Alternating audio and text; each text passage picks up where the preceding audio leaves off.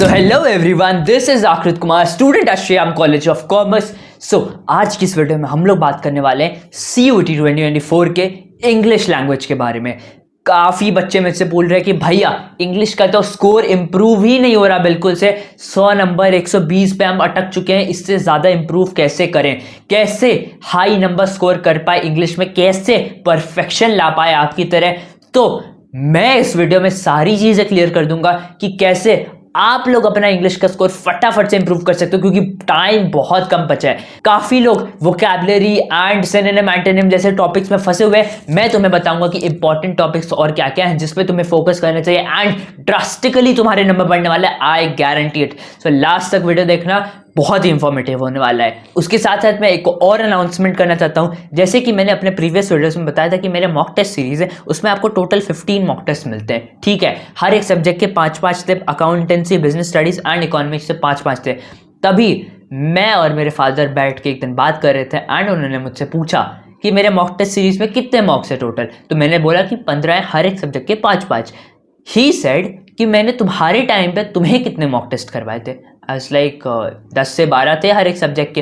Then I realise and तब मुझे लगा कि अगर मैंने अपने टाइम पे 10 से 12 मॉक्स किए थे, अपने लिए किए थे, तो मैं तुम्हें पीछे कैसे छोड़ सकता हूँ। इसीलिए आई हैव डिसाइडेड कि मैं तुम लोगों को 10 मॉक टेस्ट देने वाला हूँ अब हर एक सब्जेक्ट के। इसके साथ साथ इंग्लिश के लिए भी बहुत लोग बोल रहे थे, तो इंग्लिश का भी मॉक टेस्ट मैं उसमें इंक्लूड कर दूंगा। जिन्हें नहीं पता, द प्राइस इज जस्ट 199 में तुम्हें टोटल 40 मॉक टेस्ट मिलने वाले हैं। 10-10 मॉक टेस्ट हर एक सब्जेक्ट के, accountancy, business studies and economics with English अब ऐड हो चुका है। उसके साथ ही साथ पर्सनल गाइडेंस, जिन्हें भी कुछ भी चीज़ में डाउट आ रहा है तो उन्हें पर्सनली मैं गाइड करूंगा, कोई प्रॉब्लम नहीं होने वाला है। जल्दी से जल्दी बाय कर लो, आपका लिंक डिस्क्रिप्शन में है। सो अब आ जाते हैं हम लोग अपने टॉपिक पे, how to improve English score. अभी जैसे कि 90 से 100 120 आ रहे हैं, इसको 170 प्लस कैसे करें। तो मैं तुम लोगों के लिए सारी चीज़ें सिंप्लीफाई कर दूंगा। उसके बाद everything is going to be very easy. देखो कैसे होता है। सबसे पहले तो गलत टॉपिक्स पे फोकस करना बंद कर दो, जैसे कि वोकैबुलरी एंड सिनोनिम एंटोनिम। अब देखो, गलत टॉपिक्स का मतलब क्या है कि इससे क्वेश्चंस नहीं आते, लेकिन भैया हमने प्रीवियस ईयर देखा है, उसमें तो काफ़ी सारे क्वेश्चंस है वोकैबुलरी एंड सिनोनिम एंटोनिम से। तो आप कैसे बोल रहे हो कि ये गलत टॉपिक है।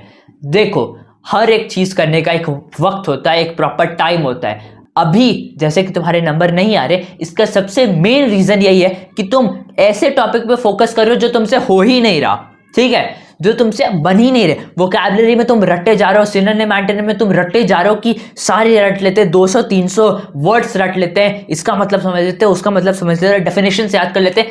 हो ही नहीं रहा, बहुत लोगों से रटा ही नहीं जा रहा। आई नो, मुझे पता है प्रॉब्लम होता है, इसीलिए सही टॉपिक पे फोकस करो। देखो, सबसे पहले तो तुम्हारा जो स्ट्रॉन्ग टॉपिक्स था, बाकी जो इंग्लिश के ग्रामर के टॉपिक्स थे, उसको तुमने पूरा छोड़ दिया है और तुम पूरा लगे हुए हो वोकैबुलरी एंड सिनोनिम एंटोनिम करने में। इसकी वजह से जो तुम्हारा बाकी का टॉपिक है, इससे फोकस जीरो हो चुका है, उस पर प्रैक्टिस है नहीं, तो उस पर परफेक्शन आएगी नहीं। उसके भी क्वेश्चंस गलत हो रहे तुम्हारे। उसके साथ साथ वोकैबुलरी सिनोनिम एंटोनिम तो समझ आ ही नहीं रहा ऐसे भी, तो उसमें तो नंबर जाने ही जाने, इसीलिए नंबर नहीं बढ़ रहा। तो देखो, कुछ टॉपिक्स होते हैं जिसमें तुम्हें रटना पड़ता है, कुछ टिप्स एंड ट्रिक्स लगाने पड़ते हैं, जैसे कि हो गया तुम्हारा वोकैबुलरी एंड सिनोनिम एंटोनिम। लेकिन ग्रामर के, जो इंग्लिश ग्रामर के कुछ ऐसे टॉपिक्स हैं जिसमें तुम्हें बिल्कुल रटना नहीं पड़ेगा। इंग्लिश के जस्ट रूल्स को समझकर, कॉन्सेप्ट्स को समझकर तुम आराम से उसके क्वेश्चंस कर पाओगे। वो टॉपिक्स कौन से मैं तुम्हें बता देता हूँ। देखो, इंपॉर्टेंट टॉपिक्स फॉर इंग्लिश। सबसे पहले देखो, तुम्हारा जब भी पेपर स्टार्ट होता है ना, उसमें 10 या फिर 15 क्वेश्चन, 10 से 15 क्वेश्चन तुम्हारे होते हैं अनसीन पैसेज या फिर पोएम के, ठीक है। तो देखो, सबसे पहले तुम्हारा जो पहला 10 से 15 क्वेश्चन होता है वो या तो अनसीन पैसेज का होता है या फिर किसी पोएम का होता है, ठीक है। तो 10 से 15 क्वेश्चन उसको पहले साइड कर लेते हैं, हम आते हैं ग्रामर के टॉपिक्स पे। देखो, सबसे पहले आते हैं डायरेक्ट एंड इनडायरेक्ट स्पीच पे।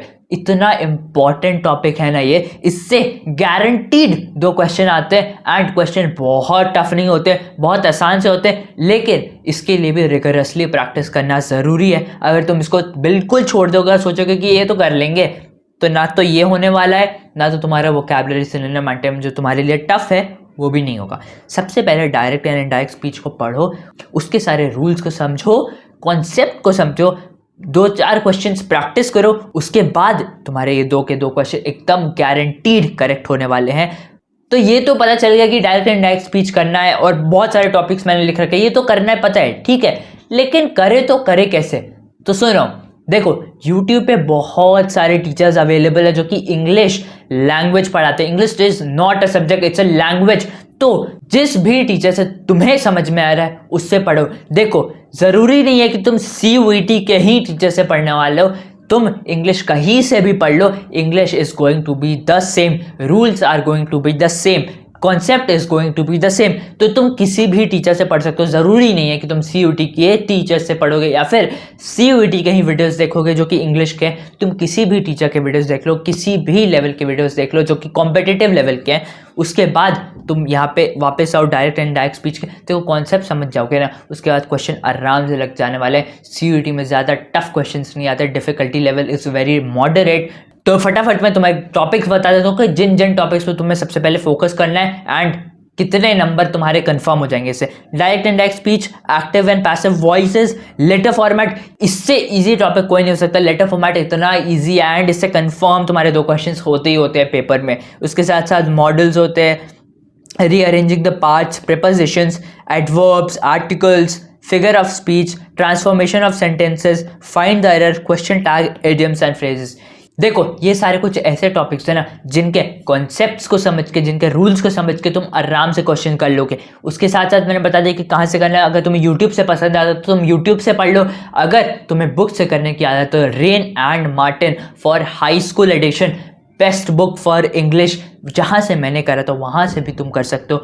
बहुत अच्छी बुक है, वहाँ पर उसमें क्वेश्चंस मिल जाएंगे तुम्हें, कॉन्सेप्ट अच्छे से एक्सप्लेनेशन किया हुआ है। एंड कॉन्सेप्ट समझने के बाद तुम्हारे पास जो भी CUET का बुक अवेलेबल है उससे तुम क्वेश्चंस प्रैक्टिस करना इन सारे टॉपिक्स का। उसके बाद तुम मॉक टेस्ट पे आओगे। अगर मॉक टेस्ट किसी का नहीं है तुम्हारे पास, तुम मेरे मॉक टेस्ट ले सकते हो, ठीक है। तो ये सब तो हो गए कुछ ऐसे टॉपिक्स जिनके कॉन्सेप्ट्स तुम समझ जाओगे तो तुम आराम से आंसर कर लोगे। मैं तुम्हारे को कुछ क्वेश्चन भी दिखा देता हूँ ताकि ऐसा ना लगे ना कि भैया आप तो ऐसे ही बोल रहे हो, क्वेश्चन तो बड़े हार्ड से आते। तो मैंने कुछ क्वेश्चन निकाल लिए हैं जो कि पास्ट ईयर में तुम्हारे आए थे, जैसे कि हो गया डायरेक्ट एंड इनडायरेक्ट स्पीच का क्वेश्चन। देखो कैसे क्वेश्चन आते हैं। When he asked how old are you, when he asked me, fill in the blank by choosing suitable option। देखो ये मतलब अगर तुम्हें अच्छे से रूल्स एंड कॉन्सेप्ट्स पता है ना, इस क्वेश्चन को करने के लिए तुम्हारे को कुछ भी ऑप्शन देखने की भी ज़रूरत नहीं पड़ेगी, सीधा तुम्हारे नज़र जाएगा हाउ ओल्ड आई वॉज। क्योंकि यार देखो क्वेश्चन बहुत हार्ड नहीं है, बिल्कुल ईजी सा है। अगर थोड़ा सा लॉजिक भी लगाओगे ना तब भी कर लोगे। बट अगेन अगर तुम्हें को रूल्स एंड कॉन्सेप्ट्स पता होंगे तो गारंटीड है कि सारे क्वेश्चन तुम्हारे करेक्ट होने वाले हैं। सेकेंड क्वेश्चन देखो, out of the following given below choose the suitable transformation into indirect speech. She said are they just going to repeat what they said today. Question ज्यादा hard नहीं है, ठीक है, क्वेश्चन काफी इजी सा है। अगर तुम बेसिक नॉलेज भी लगाओगे तो ये क्वेश्चन बन जाएगा। तुम ये सारे ऑप्शन पहले पढ़ लो, उसके बाद तुम देखोगे कि सिर्फ ऑप्शन नंबर 2 ही एक ऐसा ऑप्शन है जिसमें जो भी क्वेश्चन में जो कंटेंट्स दिए हुए स्टेटमेंट में वो सारे सिर्फ ऑप्शन नंबर 2 में कवर्ड है, इसलिए ऑप्शन नंबर 2 इसमें करेक्ट होने वाला है। इससे मतलब थोड़ा बहुत लॉजिक लगा भी कर सकते हो, but it is very better अगर तुम कॉन्सेप्ट्स एंड रूल्स के साथ सॉल्व करोगे तो ज़्यादा आसान होंगे, तो क्वेश्चन ज़्यादा हार्ड नहीं होते। एक्टिव एंड पैसिव वॉइसेस के क्वेश्चन देख लो। The roof was damaged by the storm. अब तुम सारे इसमें से पढ़ोगे, the only correct answer is the storm damage the roof. तुम ऑप्शन सी पढ़ के देख लो यार, the damage of roof by the storm sentence का मतलब ही नहीं बनता, completely wrong. The roof damage are due to storm, इसका टेंस ही गलत है। उसके बाद the roof can get damaged because of storm. देखो ऑलरेडी जो रूफ है वो डैमेज हो चुका है, तो इसमें कैन की बात ही नहीं आती। The storm damage the roof is the correct answer. और भी क्वेश्चन देख लो, लेटर फॉर्मेट के जितने क्वेश्चन है देखो, which of the following need not to be mentioned in a formal letter. इतना इजी सा क्वेश्चन, जिसने CBSE बोर्ड लेवल की भी तैयारी करी है ना वो भी मार्क कर देगा कि सब्जेक्ट इनफॉर्मल लेटर में हम नहीं लिखते, ठीक है। उसके बाद सेकंड क्वेश्चन देखो, choose the correct order from the options given below for the format of formal letter writing. Formal letters का फॉर्मेट सीक्वेंस में करना है हमें यहाँ पे, तो इसका आंसर क्या होगा? सबसे पहले तो तुम्हारा सेंडर्स एड्रेस होता है, उसके बाद तुम्हारा डेट एंड रिसीवर्स एड्रेस आता है, उसके बाद सैल्यूटेशन एंड सब्जेक्ट आता है, उसके बाद body of the letter and last में डी, BCAED, BCAED। ये तुम्हारा करेक्ट आंसर है, सेकंड ऑप्शन करेक्ट आंसर है। इतने इजी से क्वेश्चंस आते हैं। मॉडल्स के क्वेश्चंस देख लो, if I were a bird I would fly in the sky. मतलब तुम देख लो, यहाँ पे कंडीशन लगा दिया ना, अगर मैं बर्ड होता तो मैं आसमान में उड़ता। My mother advise that I should stop online shopping. देखो, मैं ये सारे क्वेश्चन मैंने ये खुद से नहीं बनाए क्वेश्चन, ये सारे तुम्हारे प्रीवियस ईयर के क्वेश्चन हैं। तो इस लेवल के क्वेश्चन आते हैं, ज़्यादा हार्ड नहीं होते, बहुत ही ईजी क्वेश्चन आते हैं। इट्स जस्ट दैट तुम्हें कॉन्सेप्ट पता होना चाहिए, तुम्हारे को रूल्स पता होना चाहिए। देखो, लॉजिक से भी क्वेश्चन सॉल्व हो सकते हैं, बट इट्स बेटर कि अगर तुम कॉन्सेप्ट एंड रूल के हिसाब से चलोगे तो एक्यूरेसी तुम्हारी 100% आने वाली है। मैं सारे क्वेश्चन तो यहाँ पे सॉल्व नहीं करने वाला, तुम यहाँ पे देख सकते हो कि किस लेवल के क्वेश्चन आते हैं। मैंने कुछ कुछ टॉपिक्स से निकाल के रख लिए थे, रीअरेंजिंग द पार्ट्स के, प्रीपोजिशंस के। सो इसी लेवल के तुम्हारे क्वेश्चन आएंगे, ज़्यादा हार्ड नहीं होंगे, बट अगर 100% एक्यूरेसी चाहिए तो तुम्हें उसके कॉन्सेप्ट्स एंड रूल्स पता होने चाहिए। तो मैं समराइज करके यहाँ पे बता देता हूँ कि तुम्हें क्या क्या करना है, कैसे तुम्हारे नंबर आने वाले हैं। देखो, सबसे पहले तो 10 से 15 क्वेश्चन अनसीन पैसेज के होते हैं। मैं मानता हूँ कि तुमने यहाँ से 10 क्वेश्चन अटेम्प्ट किए, उसके बाद ये सारे जितने भी टॉपिक्स हैं इसको पढ़ लोगे तो तुम्हारे लगभग 20 क्वेश्चन कंफर्म हो जाएंगे। तो टोटल हो गए 30 क्वेश्चन इस टॉपिक से। उसके बाद बाकी के जो बचे टॉपिक्स हैं वो हैं tough yet important topics like vocabulary and synonym antonym. इसको तुम बाद में करोगे। सबसे पहले यार तुम मतलब 150 तक तो आओ, पहले सीधा तुम सोचो कि यार मैं वोकैबुलरी एंड सिनोनिम एंटोनिम रट लेता हूँ, उसके बाद तो मेरे नंबर बढ़ने ही वाले हैं। एक तो तुमसे हो नहीं रहा, ऊपर से तुम गलत चीज़ पे फोकस कर रहे हो। पहले इन चीज़ों पे फोकस करो जहाँ पे तुम्हें रटने की ज़रूरत नहीं है, एंड कॉन्सेप्ट समझ के तुम आंसर कर लोगे विथ 100% एक्यूरेसी, तो तुम्हारे 150 नंबर यहाँ से कंफर्म हो जाएंगे। उसके बाद तुम आओगे टफ येट इंपॉर्टेंट टॉपिक्स पे like vocabulary and synonym antonym. इसके तुम बहुत सारे वीडियोस अवेलेबल है यूट्यूब पे, वहाँ से चेकआउट कर सकते हो। अब बहुत लोग इसमें भी बोलते हैं कि भैया अगर हम 100-200 सिनोनिम एंटोनिम वोकैबुलरी के वर्ड्स विद डेफिनेशंस याद कर ले तो क्या उससे मेरा काम हो जाएगा? तो देखो यार, क्वेश्चंस कहीं से भी आ सकते हैं। जितनी ज़्यादा प्रैक्टिस करोगे, जितने ज़्यादा नंबर ऑफ क्वेश्चंस प्रैक्टिस करोगे, जितना जल्दी तुम कॉन्सेप्ट समझ जाओगे। देखो, सिनोनिम एंटोनिम में एक तो चीज़ है कि तुम्हें पूरी चीज़ें रटनी नहीं है, सारे वर्ड्स रटने नहीं है। सुफिक्स एंड प्रीफिक्स नाम की कुछ चीज़ होती है जिससे तुम आसानी से काफ़ी सारे सिनोनिम एंटोनिम एंड वोकैबुलरी के भी क्वेश्चंस सॉल्व कर सकते हो। तो उसे समझो, काफ़ी हेल्प होगा तुम्हारा। सुफिक्स एंड प्रीफिक्स समझ जाओगे अगर तुम वर्ड्स के, तो काफ़ी आसान हो जाएगा ये टॉपिक तुम्हारा। ये एक मुझे याद आ गया जो कि मैंने अपने टाइम पे भी करा था। उसके साथ साथ जो अदर टॉपिक्स हैं जैसे कि तुम्हारा हो गया adjective, adjective clause, correct word, जो कि क्वेश्चन पेपर में होते हैं, लाइक 1 से 2 क्वेश्चन इनके भी कभी कभी आ जाते हैं। कुछ सेट्स में आए थे, कुछ सेट्स में नहीं थे।